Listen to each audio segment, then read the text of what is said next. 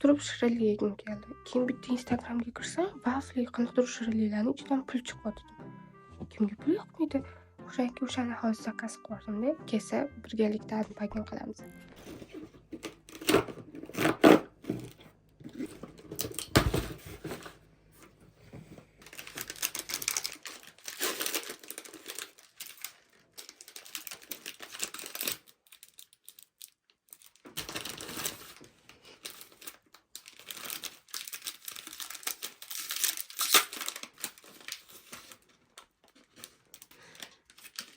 Nonni qilsam bo'lsin.